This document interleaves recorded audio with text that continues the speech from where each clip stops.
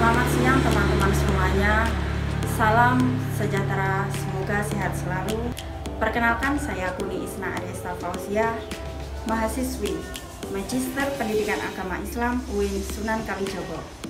Pada kesempatan kali ini, marilah pertama kita panjatkan puji syukur kehadirat Allah Subhanahu wa Ta'ala, karena dengan rahmat dan hidayahnya kita masih diberi kesehatan pada saat ini. Kemudian yang kedua, sholawat dan salam tidak lupa kita curahkan kepada junjungan kita Nabi Agung Muhammad SAW yang kita nantikan syafaatnya di yaumul qiyamah. Amin amin Allahumma amin.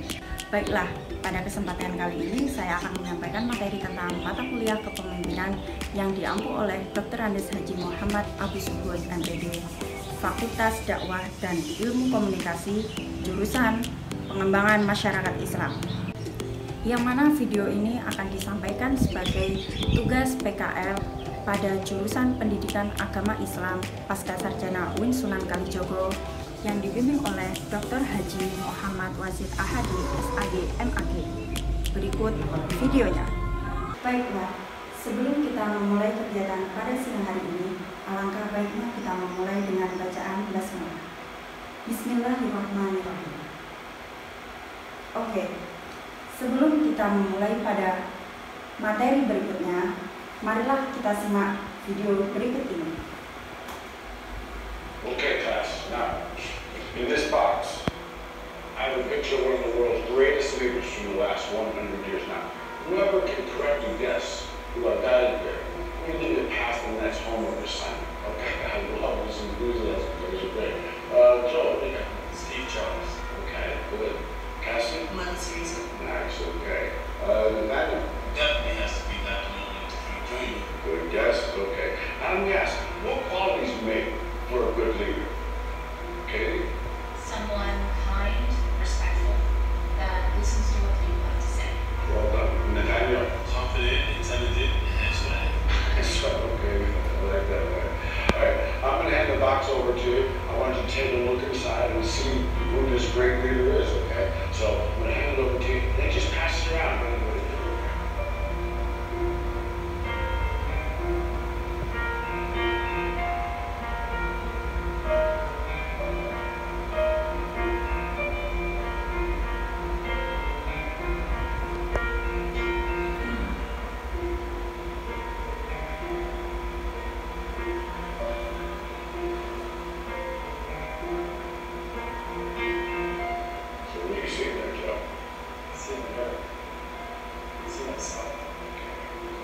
Okay, so what can we take from this? What can we learn from this? Katie? That we're all leaders, that we can become the leaders of tomorrow if we tap into our full potential. That's exactly right. There's only one person that can prevent you from being the best that you can be. That person is you. You're the only one who can revolutionize your life. You're the only one who can influence your happiness and your success. Your life doesn't change when your boss changes, when your career changes. Your life changes when you change. When you get beyond your limiting beliefs. When you realize that you're the only one who's responsible for your life. Allow yourself to be the best that you can be. The world needs great leaders. Now more than ever. I believe in you. It's time for you to believe in yourselves. Ya, dari video itu tadi kita dapat mengambil pelajaran bahwasanya setiap manusia atau setiap Anda sekalian, termasuk saya, kita semua sesungguhnya di dunia ini dilahirkan sebagai seorang pemimpin. Nah, perlu kita ketahui bahwasanya jika kita melihat berita-berita ataupun kenyataan yang ada di Indonesia maupun di dunia, kita tahu bahwa siapapun pemimpin yang memimpin negaranya bisa lahir dari kalangan mana saja pun. Nah, Anda pasti tahu kita akan membahas apa pada siang hari ini. Oke. Nah, sudah jelas bahwasanya pada siang hari ini kita akan membahas tentang teori lahirnya pemimpin dan bagaimana memilih pemimpin dalam Islam. Dalam pembahasan ini kita akan membahas tentang bagaimana teori-teori tentang lahirnya seorang pemimpin, kemudian yang kedua bagaimana Islam memilih seorang pemimpin.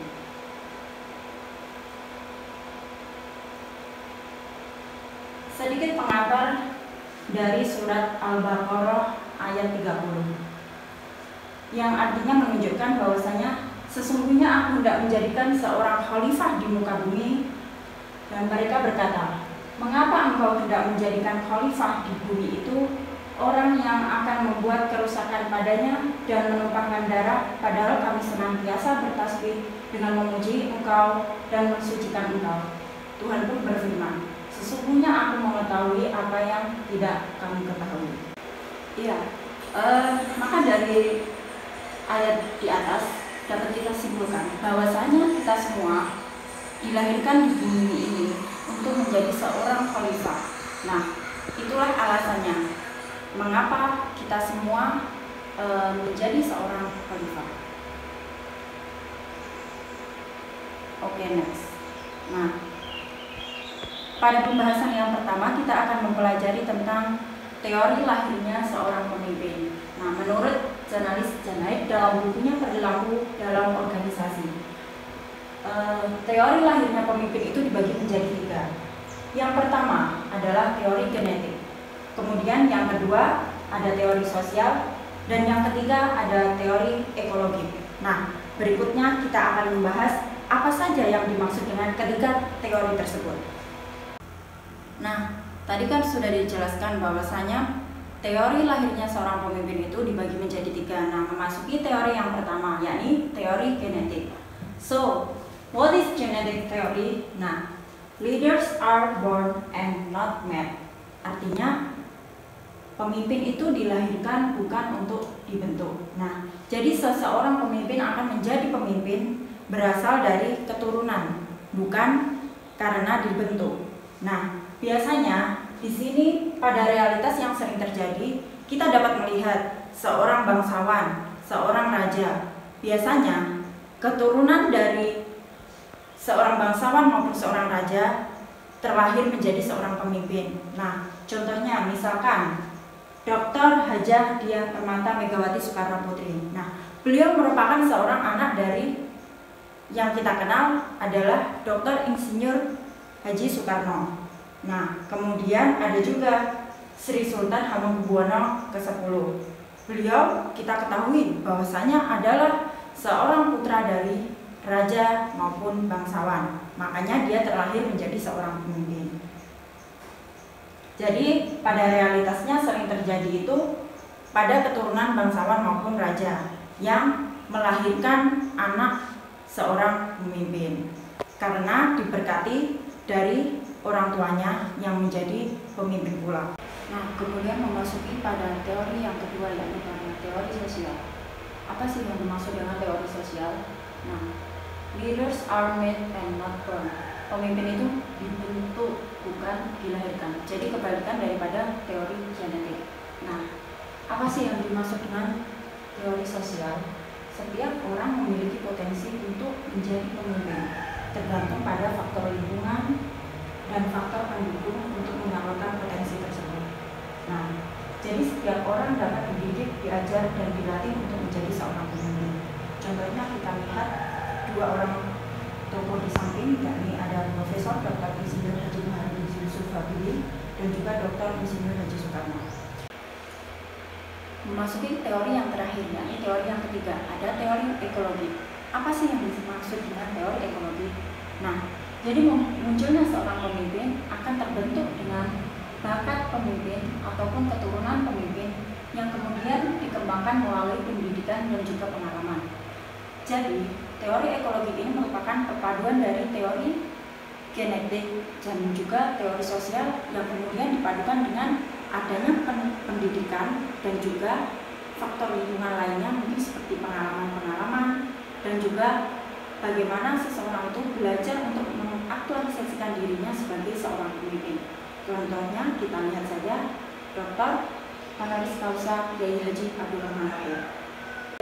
Itu tadi teori lahirnya seorang pemimpin sudah kita pelajari, bahwasanya teori lahirnya pemimpin itu ada 3. Yang pertama adalah teori genetik, kemudian adalah teori sosial, dan yang ketiga adalah teori ekologi.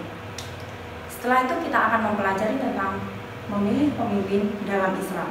Nah, di sini dibagi menjadi dua. Yang pertama ada menurut Al-Quran, dan kemudian yang kedua menurut pendapat para tokoh. Bagaimana dalam Islam itu memilih seorang pemimpin, dan bagaimana kriteria-kriteria pemimpin menurut Islam. Nah, bahwasanya di dalam Islam untuk memilih seorang pemimpin menurut Al-Quran ada 4 kriterianya.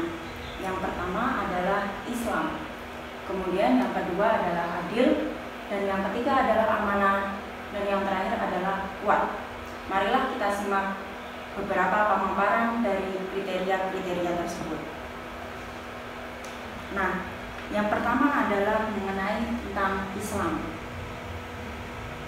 Di sini sudah dijelaskan di dalam surat Al-Maidah ayat 51, yang mana artinya adalah, wahai orang-orang yang beriman, janganlah kamu menjadikan orang Yahudi dan Nasrani sebagai teman setiamu. Mereka satu sama lain saling melindungi. Barang siapa di antara kamu yang menjadikan mereka teman setia, maka sesungguhnya dia termasuk golongan mereka. Sungguh Allah tidak memberi petunjuk kepada orang-orang yang sulit. Nah, di sini sudah jelas bahwasanya karena agama Islam itu merupakan sarana mendekatkan diri kepada Sang Khalik, kepada Allah. Jadi, sebagaimana ayat tersebut, maka seorang pemimpin dapat dipilih sesuai dengan mayoritas masyarakatnya. Kalau di dalam Al-Quran itu tadi, di dalam surat Al-Maidah ayat 51 dijelaskan bahwasanya kita sebagai orang muslim harus memilih pemimpin yang muslim. Dan kita lihat bahwasanya di Indonesia sendiri mayoritas orang-orang yang menjadi pemimpin adalah orang-orang Islam. Karena memang di Indonesia mayoritas adalah umat muslim seperti itu. Nah, mengapa demikian? Karena dengan adanya seorang pemimpin yang muslim, maka pengikutnya pun akan mengikuti apa yang diperintahkan, apa yang dicontohkan oleh seorang pemimpin tersebut. Nah, kemudian lanjut yang kedua adalah adil.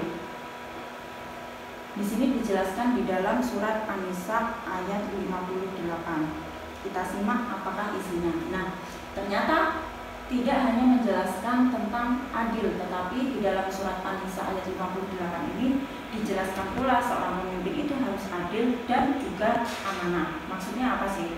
Nah, sebelum itu kita simak artinya. Sungguh Allah menyuruhmu menyampaikan amanat kepada yang berhak menerimanya, dan apabila kamu menetapkan hukum di antara manusia, hendaknya kamu menetapkannya dengan adil. Sungguh Allah sebaik-baik yang memberi pengajaran kepadamu. Sungguh Allah Maha mendengar dan juga Maha melihat. Nah, di sini sudah jelas bahwasanya bagaimana perintah Allah itu tadi untuk menjadi seorang pemimpin maupun rakyat harus bersikap adil. Sikap adil dalam apa? Dalam setiap permasalahan, kemudian dalam setiap ucapan, pekerjaan, dan juga budi pekerti. Nah, selanjutnya amanah. Amanah itu amanah yang bagaimana? Amanah yang dimaksudkan di sini yang pertama adalah amanah terhadap Tuhan. Bagaimana seorang pemimpin itu mampu atau dia bertanggung jawab atas posisinya menjadi seorang pemimpin yang telah diberikan oleh Allah. Bagaimana dia mampu bertakwa kepada Allah, melaksanakan perintah-perintah Allah dan menjauhi larangannya. Kemudian bertanggung jawab atau amanah kepada dirinya sendiri sebagai seorang pemimpin. Dan kemudian yang ketiga adalah amanah kepada orang lain. Nah, Rasulullah sendiri sebenarnya menjelaskan ada 3 kriteria bahwasanya untuk menjadi seorang pemimpin yang amanah. Pemimpin yang amanah itu yang seperti apa? Yang pertama adalah pemimpin yang tidak gila jabatan. Artinya seorang pemimpin yang amanah adalah orang yang tidak tergila-gila dengan adanya jabatan. Kemudian yang kedua adalah tidak bermewah-mewahan. Nah, kemudian yang ketiga adalah taat beribadah, kemudian memiliki akuntabilitas, dan kemudian juga memiliki sosial yang baik terhadap masyarakat. Nah, itulah tadi menurut kriteria Nabi Muhammad. Nah, selanjutnya adalah kuat, sebagaimana yang dijelaskan di dalam surat Al-Qasas ayat 26.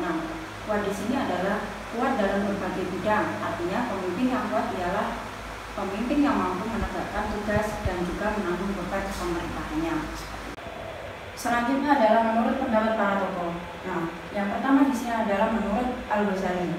Kemudian ada menurut Ibnu Khaldun, Ibnu Taimiyah, dan juga Al-Mawardi, dan yang terakhir menurut Muhammad Nasir. Nah, berikut ini adalah tokoh-tokoh kontemporer dan juga tokoh-tokoh klasik. Nah, yang pertama menurut Imam Al-Ghazali bahwasanya memilih pemimpin di dalam Islam yakni adalah pemimpin yang adil, kemudian memiliki integritas, menguasai bidang ilmu negara maupun bidang agama tentunya. Nah, kemudian menurut Ibnu Khaldun memiliki solidaritas yang kokoh dari kelompoknya. Bagaimana mungkin seorang pemimpin tidak memiliki solidaritas dari kelompoknya? Maka jika tidak memiliki solidaritas, sulit untuk menjadi seorang pemimpin yang bersih dalam Islam. Nah, selanjutnya adalah menurut Ibnu Taimiyah. Nah, di sini beliau mengkriteriakan bahwasanya memilih pemimpin di dalam Islam yang pertama adalah yang jujur atau yang amanah, kemudian berwibawa dan juga memiliki kekuatan atau kuat. Nah, selanjutnya yang keempat adalah menurut Imam Al-Mawardi. Bagaimana memilih seorang pemimpin di dalam Islam? Yang pertama adalah seorang yang mampu memelihara agamanya, kemudian yang amanah, memperhatikan segala sesuatu yang dapat meningkatkan politik pemerintahannya, kemudian melaksanakan hukum di antara rakyatnya, dan juga menyelesaikan perkara yang terjadi untuk menghindari adanya pertikaian. Dan kemudian yang terakhir adalah Muhammad Nasir berpendapat bahwasanya bagaimana memilih seorang pemimpin di dalam Islam. Memilih seorang pemimpin di dalam Islam, beliau harus mencintai agamanya yang pertama, kemudian yang kedua harus berwibawa, dan yang ketiga adalah amanah, dan tentunya yang terakhir adalah cinta tanah air. Nah, itu tadilah bagaimana cara Islam memilih seorang pemimpin. Bahwasanya dapat kita simpulkan, pemimpin yang sesuai dengan ajaran Islam adalah pemimpin yang memiliki sifat amanah, kemudian memperolehnya dengan benar, menunaikan dengan baik, kuat, dapat dipercaya, pandai menjaga atau hafid dalam amanahnya, dan berpengetahuan atau alim tentang tugas kepemimpinannya. Nah, Rasulullah bersabda bahwa sungguh seburuk-buruk pemimpin adalah al-hutamah atau yang menzalimi rakyatnya dan tidak menyayangi mereka. Baiklah, itulah tadi pemaparan materi pada siang hari ini. Apabila banyak salah maupun kata mohon dimaafkan. Sekian dari saya. Akhirnya, wallahul muwaffiq ila aqwamit thoriq. Assalamualaikum warahmatullahi wabarakatuh.